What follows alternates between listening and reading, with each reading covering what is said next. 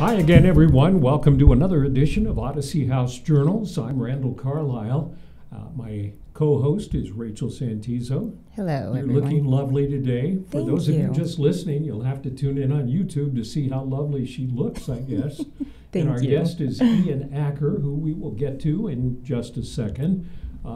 Last podcast, I asked for people to review us, right? Yeah. And I asked to like and subscribe, and we got some reviews on iTunes, and they were all 5 stars, by the way. Really? But one of the comments was, "I love Randall and I hate Rachel." No. I'm not surprised. I'm just joking, Rachel. We didn't get, the thing is, we didn't get any comments. I don't know if you're like me, like lots of times if you go to a restaurant or you order something from Amazon, it'll say, "Can you review us?" And you Yes. click on the star, but then you don't take the time to write anything. Yeah. And it'd be really nice, just for our purposes, if you wrote something to suggest maybe topics or guests or what we're doing right or what we're doing wrong. I agree with that because that's what we're here for, is the voice of the community. So having some community input would be very beneficial. Yeah, even though people are watching all over the world, Yeah. we have some. This is interesting. I'd love to know what they're thinking. We have some viewers in Ukraine and we have some viewers in Russia. So it'd be Well, one viewer in Russia. one viewer who's got the hots for Rachel. That's it. We right? promised him a bottle of good vodka if he ever contacted us. Maybe he's in recovery and he's listening. Well, maybe he is. Our guest today is Ian Acker, who's been a longtime friend of both Rachel and me. And Ian started and continues to run a program called Fit to Recover. Yeah. What is Fit to Recover? Thanks, Randall. Rachel, good to see you. Good to see you too. Randall, it's good to see you too. Good to see you. You said that sort of deprecatingly. No. Rachel, I love seeing you. I love seeing you anytime I get the chance. Fit to Recover is a 4-pillar model that started in 2013. It is based on connection and safety. So making people feel seen, making people feel heard, and then distracting them through 4 things to make them connect. Fitness, nutrition, creative arts, and service. And those 4 pillars are run throughout the week, and friendships are made, accountability is held. We're talking about people in recovery primarily, right? Yep. And the only ask is that you're 24 hours substance-free or drug of choice free. Right. So just staying to that, and we do have family members that participate. We do have people that are interested in addiction participate, but mainly it's our target market is people in recovery. And you're a person in recovery. I am a person in long-term recovery. I celebrate 11 years. Whoa! In March. So. Yes. Wow. Yeah. It's been quite the journey, but it's been wonderful. So. It's funny because Rachel's got 10 and I've got 10. Mm-hmm. Yeah. So we're all in long-term recovery. Yeah. Let's go out and have a drink and celebrate, right? You know where I'll be. I mean, because I do think about that. I was at the gas station this morning, and I'm a very routine-oriented person, and for some reason today the beer aisle caught my eye. And if I were to do that, if I were to just have one drink, I would be able to maintain probably for a little bit, maybe a few weeks, a day, 6 days, 10 days. But then that craving would come back. Yeah, right? mine would be a day. If I had one beer, I'd say, no, I got to have a few more. That's right. Because it's okay. So that's why we describe addiction as a lifelong disease, complicated disease, obviously, because nobody's figured out a solution to it. What is at Odyssey House, we work closely with FTR in bringing our clients over to your place. Why is, I mean, obviously the nutrition and things like that are sort of obvious, but why is exercise so closely tied with recovery? I mean, a lot of people don't think about it like that, right? Right. Well, I mean, for me, I've just had firsthand experience on. I think I'm diagnosed. I don't know. I don't like to put labels on, but like obsessive compulsive. So when I get to use fitness as one of my tools in my tool belt for my recovery, I get a little bit of space in my brain where I don't get compulsive, and I get a little bit of a break. Research has shown that dopamine and all the chemicals released during workouts is beneficial for mental health. Mm-hmm. But I tell this story all the time, and I don't want to bore you, but I'll tell it real quick. It's I'm bored. No, I have 3 dogs. I have 3 dogs. 2 are from a prior relationship, and I say that because we co-parent the dogs. Mm-hmm. And I'm grateful that my recovery allowed me to maintain that relationship, and me and this person are really good friends. So I have a black lab. I didn't know it was going to not grow a Chihuahua, and then me and my wife have a Border Collie. And I take him to the park. You didn't know the Chihuahua wasn't going to grow? They told me it was going to grow to 45 pounds, and it hasn't grown a pound. It's like 5 pounds. Yeah, Boba. And Boba's I can see you every day. You're not growing. What's wrong? It's like a cheetah Put on pet. some weight. So I take him to the park 3 or 4 times a week. And that's gone down a little bit because we've had our son. But when we go to the park, you remember Street Fighter? Yes. Blanca, the dude that gets really, and then the electricity comes out. That's what the Border Collie looks like in the front seat. And then the lab is trying to get out of the roof, even though there's no roof. His nose starts bleeding. The little one's pitter-pattering against the window. And then I throw the ball with them for 45 minutes. And then on the way home, they don't make a noise, right? Mm-hmm. So just like animals, humans need to move their body. Because for me, I get restless. My spirit gets restless.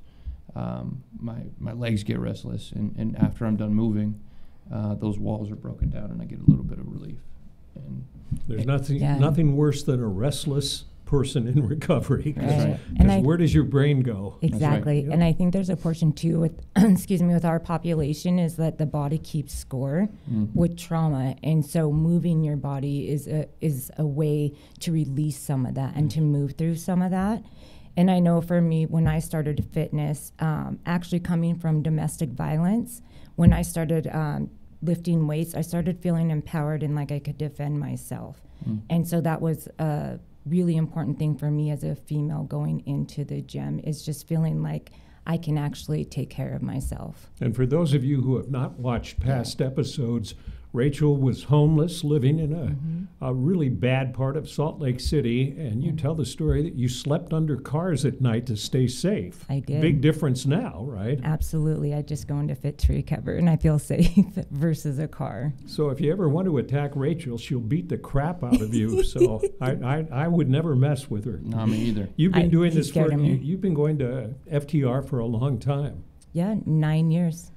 From the beginning, she was one of the constants. She's one of the reasons that I'm sitting here today. You know, I have a few people on my hand that I look at, and in the beginning when it was scary, and it was, I didn't have the traction, and there were a few people that kept encouraging me, and she was one of them. So And FTR, you say it's been around for how many years? 2013 is when the park started, and then we had a building in 2015. And you've grown exponentially now, right? Yep. We have we see over 550 people a week, and we have an affiliate program. We have chapters in Park City. We have another gym in Utah County. Right.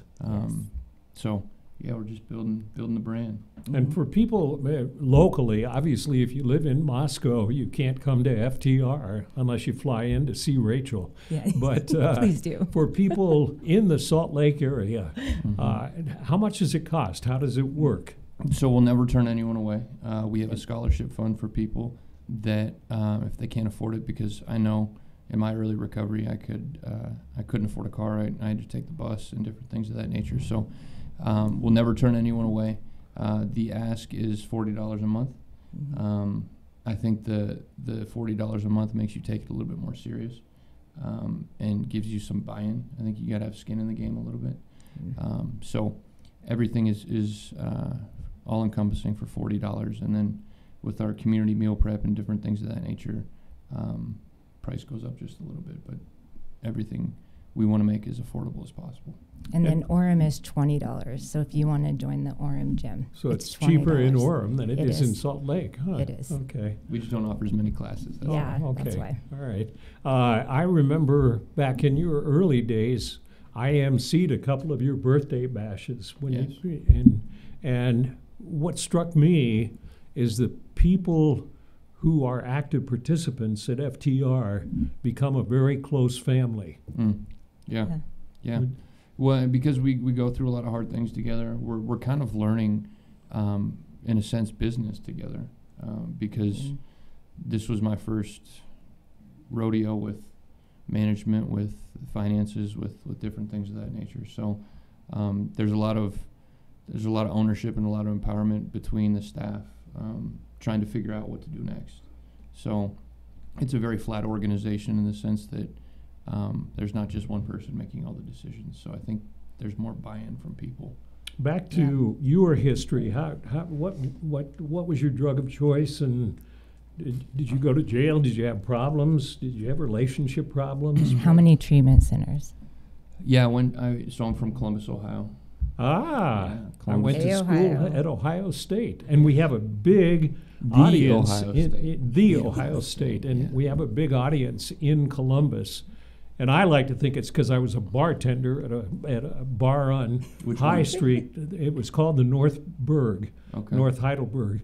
Heidelberg's So another there's a school. North Berg and a South Berg, but the North Berg isn't there anymore. So Yeah, so I knew that there was something kind of wrong with me. I mean, my whole story was I felt broken. I was in therapy when I was 9 years old. because you don't know. I acted out. I couldn't sleep. I had to have my parents check on me every 15 minutes for some reason. I don't know why. Witches. Do you remember that movie? No. Witches. Oh, witches. I The don't. most terrifying movie in the whole entire world, and I saw it when I was younger, and I don't know. That just sticks with me. And I pulled my hair out. I didn't have any eyelashes. You pulled your eyelashes out. I did. I was in special education in 6th grade. So like it taught me that there was like something inherently wrong with me, and that I needed to be fixed. And then some traumatic things happened. Well, we were swimming and somebody drowned, and they drowned in front of me. And that's when everything changed. So you grew up thinking there was something wrong with you. that I was broken. Yeah, that Yeah. I was broken and I needed to be fixed by somebody or something. And I've always been searching for that pill. And when I first tried drugs and alcohol, I felt fixed. I felt, Right. and they say in the book and a million other places that I felt like I'd finally arrived. And I did, and it worked, and it kept me alive for 7 years, 8 years. And then it stopped working time and time again, and then I went to treatment time and time again, and then I went to jail time and time again. And I was finally in jail for the last time. I was in Salt Lake. So at this point, I've been to five treatment centers, and then jail 8 or 9 times. Slow learner. Slow learner. Yeah. Slow learner. And there was this gentleman in jail,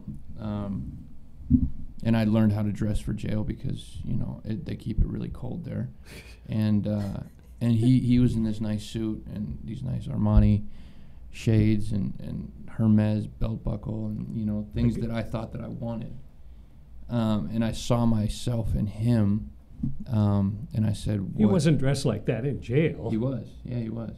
I mean, we were in the drunk tank, so we were in. Oh, the, okay. Oh, I was going to yeah. say, my God. It's like, was he a guard? Have they Like- changed the rules or something? Yeah. Yeah, and I was like, so what are you in here for? And he was talking poorly on the police, and he was blaming everyone else. Right. And he said, I was driving and they pulled me over and now I'm here. And I said, well, what'd you blow? And he said, a .24. And I said, oh, like something clicked in my head. It's like, this is what I've been doing my whole life. I've been blaming other people for the way that I feel, for the way that I act, whether it's God, whether it's my family, whether it's my parents, and I've been not taking responsibility for my life, just like this guy isn't. And from that day on, I just said, you tell me what to do and I'll do it. Wow. So What did you do when you were in jail? When you were released, what were your steps then? it's a good question. I did the sober living. Turning Point let me back into treatment, which I'm forever grateful for. And like, just real quick segue, Randall, I'll never forget the fact that you stepped up and you did those things for us in the beginning. Like, that meant a lot to me, and that's stuff that I hold close to me. Just like with Turning Point letting me back into their treatment center, I hold that close to me because they gave me another shot. It's funny how there's little things in our recovery that we remember forever. It's a big deal. Yeah. Well, and that's why at the gym, like, when you say hi to somebody, it's really important, because that's something that might help them that day and might help them for the rest of their life. So I went back to treatment. I finished out treatment, and then I went to Balance House. I went to sober living, and I think the biggest thing for me that Balance House taught me was starting a routine. Yeah. So it was the same every single day, and for my OCD and my anxiety, similar things are good for it. Knowing what I have to do, knowing that I have to show up no matter how I feel, and having a schedule really helped in the beginning, early stages of my recovery. So basically, you took the pill and the alcohol, you took structure instead for the way that your mind operates. Yeah. And then the 4 agreements, one of them is being impeccable with your word. And no matter how I felt, if I didn't want to go to a meeting and I said I was going to go to a meeting and it was on the schedule, I would go. Right. Was that just out of your desire, or did someone tell you about it? Like, where did that come from? Because before, like, we would say a lot of things, but we didn't follow through. Well, it came from that experience in jail that like, if I wanted a life, if I wanted a son, if I wanted a wife, if I wanted a house, if I wanted a life, that I had to take responsibility. And part of my responsibility was sticking to a schedule. Yeah. And following through. Haven't you noticed that with a lot of the people that we deal with, that's one of the big problems is somebody says, I'm going to be there at whatever time, and they're like a half hour later or something, and it's no big deal, or they don't show up. Yeah. Right. Well, and because when I first got sober, the only thing that I had to my name was my word. Yeah. I didn't have any, I didn't have a car, I didn't have clothes, I didn't have a house, I didn't have any assets. I just had my word. And that was really important to me, and it still is really, really important to me today. Yeah, it is to me too. I have a routine that I do. I'm highly structured, because without structure, I'd be afraid. Like, one thing I'm afraid to do is go on vacation to a beachfront area, because when I used to go on vacation to beachfront areas, I would just stay shit-faced for the entire time I was there, and my mind still associates sitting on a beach and seeing a fancy drink sitting on a beach bar, and I'd be afraid that I'd relapse. So I don't do that. I think that's great to, like, learn how we operate, and then also have boundaries with that. Because I do that with scary movies. I know it's completely opposite, but scary movies, like, bring up this, like, trauma response. So I haven't watched a scary movie in recovery. I don't watch scary movies, haunted houses, anything, because the way it makes me feel. Yeah, haunted houses are whack anyways. They're scary. They're just weird. And you also said, didn't if I recall, that you said seeing needles really trigger you. It's actually when I'm driving on the freeway. So I have, like you said, 10 years, but I still get triggered when I'm by myself driving on the freeway and I see the orange cones when they're doing construction. It reminds me of the needle cap. And usually I'm by myself, I'm in my head, and I see that orange color, and it reminds me of the needle. Really? Yeah, absolutely. Wow. Yes. So you run to FTR and exercise. Yeah, exactly. Or I've called Ian so many times crying. So many times. The thing that's cool, and I think you and I have talked about this privately, is how important it is to learn to love yourself. And like you said, you grew up thinking there was that you were broken, and you needed to be fixed. Do you love yourself now? I do, and I couldn't have said that 3 years ago. Really? No, it's taken a long time. And it's been, self-love is a hard thing, but I'm really getting to the place where I do love myself, and I can say that confidently. Do I still struggle? Absolutely. Do I still go into rabbit holes and different things? Absolutely. But the anxiety and the things that I struggle with are also some of my biggest gifts too. And learning that that I don't need to be fixed and that I'm not inevitably like broken has taken a lot of time, but it's something that I'm starting to really, really lean into and believe. And I think my son has done a lot of that for me. Yeah. Probably. Yeah. I do have a question for you. So you have been going into our CATS program. Mm-hmm. And for those that don't know, that is the jail program. Why are you going in there? What does it do for you? And why do you keep going in there? Well, I just love, first of all, I love Odyssey House. I love everything you guys stand for. I'll pay you the $10 After. we're done here. Adam and Callie were,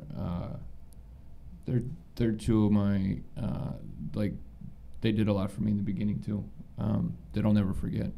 So I feel a connection with them, and Cheryl too. Cheryl was really incredible. Those are all people running our CEO, our marketing director, and our director of programs for adult residential. Yeah. And then Tamara Bingham, dude. Like, Yes. Tamara runs the CAS program, and I'm really connected to her.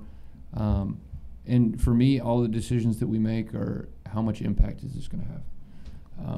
So when you go into we should explain to people who don't understand CATS. It's people who are in jail for an extended period of time, and they ask to get into the CATS program, and it's basically a program run sort of like Odyssey's residential house program, only it's behind bars, and you live in your own pod with other people who are doing the same program. So it's sort of a rehab program in jail run by Odyssey. Right? Yeah, it's a great alternative. It allows you to work on yourself. So it's 3 months of treatment with case management therapist. And you get out a little earlier, I think. Yeah, and with resources too. So what do you do when you go in? So they allow me to bring music in, which is really cool. I think the gentlemen really appreciate that. I express myself through music, through hip hop.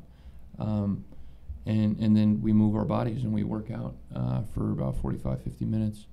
And then we talk and we check in, and usually the question is like, what came up for you in your recovery, and how can you relate this class to your recovery? And the reason I keep going back is because those are my people.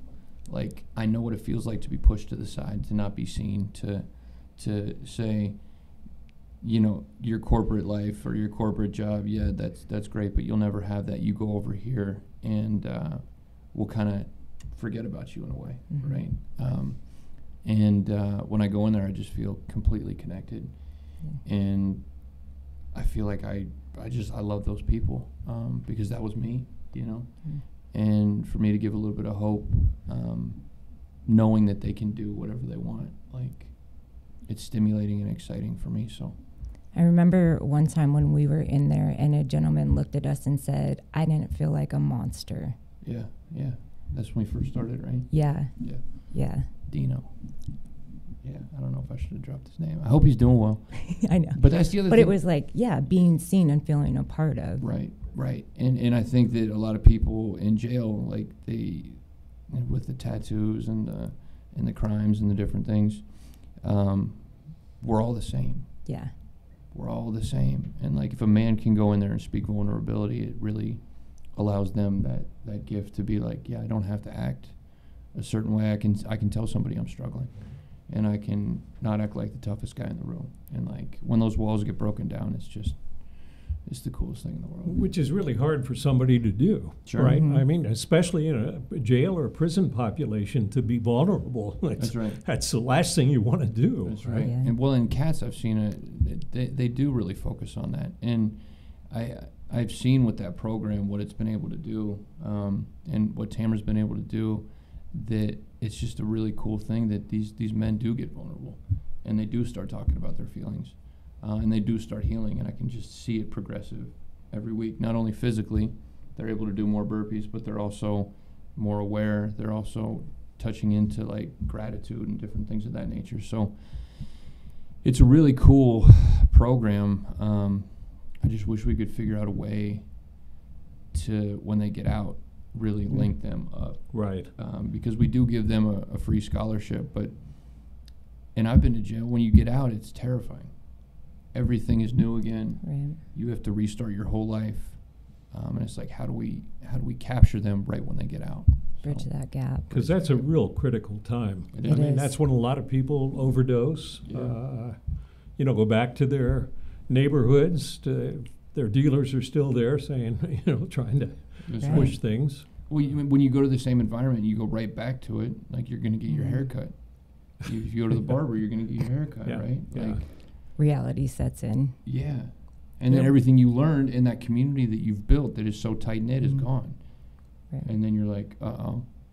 Although, as people coming out of that program, many of them do check into other programs coming Yeah. out. Yeah, yeah. Mhm. I wish I had the numbers, but I remember the jail captain there at one of our meetings out there has some amazing numbers in terms of the recidivism rate from the CATS program compared to the general population. And it's so much better when people go, Yeah. Yeah. when they go through CATS. Exactly, yeah. So it works. Right. Big believer in the program and the people running it. How do people fit to recover, FTR? We keep throwing those numbers around. Do you have a website that people can see the program? Yeah, www.fit2recover.org, Okay. and then Instagram and The thing that's Facebook. fun watching your website is I shouldn't admit this to you, but I'm not much into exercise, although I'm an old guy. But it looks like everybody's happy there Yeah. in all the Okay. pictures. Now, obviously, you're taking the best pictures to put on the website, right. but people do look happy. Yeah. Well, and I think especially when you're new and you're early, when you do a hard thing and you do an esteemable act, you gain self-esteem.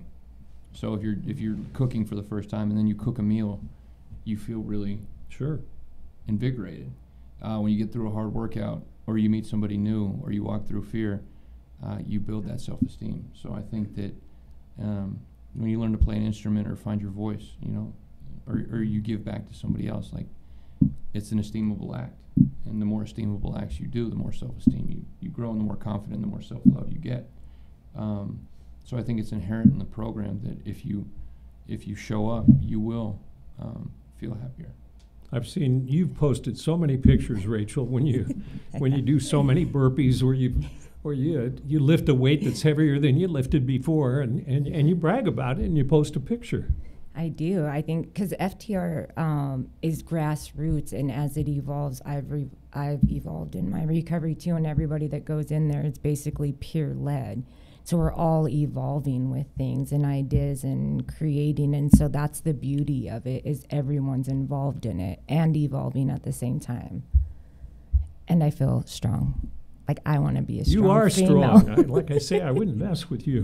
It's one of the we just have a couple minutes left, but one of the things that your program does, that you're doing, that Rachel's doing, that I'm doing, and AA talks about doing, is giving back and helping others. Yeah. And one of the reasons is because it heals us, because it gets you out of your own brain, which Right. is, Yes. that's my biggest problem. Right. Well, and I know I can do a heat check on my sobriety by whether I'm picking up the phone for my sponsees. Right. And if I don't pick up the call, I need to reestablish my sobriety. I've been really good at it, but yeah, I mean, and that's a part of giving back, right? It's like being there for somebody to walk them through, to make sure that they got somebody that'll listen to them. So when you give back, you get it out of your head and you get into your heart, and Rachel knows that probably the most. You got a minute left. Where do you see FTR going in the future? You want to spread it nationwide? Do you want to? Yeah. So me, Vicky, and Brent are going to Texas at the end of the month to train 10 people with our affiliate program. So people come, they learn what we do, we teach them the curriculum, and then they take it to their community and serve their community. So really an affiliate in 5 years in 10 different states. And Wow.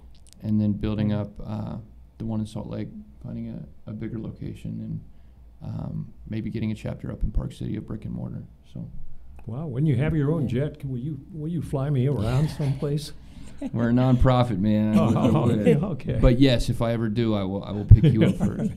Our guest has been Ian Acker, and we love you, Ian. Yeah. We love your program. Absolutely. And we'd love to hear some kind of review of what you've been watching or listening to, especially on iTunes, because that's a good place to write a review or make a review. And I want to thank you for coming Absolutely. on. I saw Ian a couple of weeks ago, Yeah. and we talked about him coming on, and Yeah. see, I followed through. And me too. Whoa. That's right. Yeah. That's Rachel, thank you. Ian, Thank thank you. you. Thank And you. thank you for Columbus, Ohio. Thank you. Right. 614. That's the area code. Is that you? 614. Yeah. He still remembers. He didn't mess up his brain too bad. Thank you for watching another edition of Odyssey House Journals.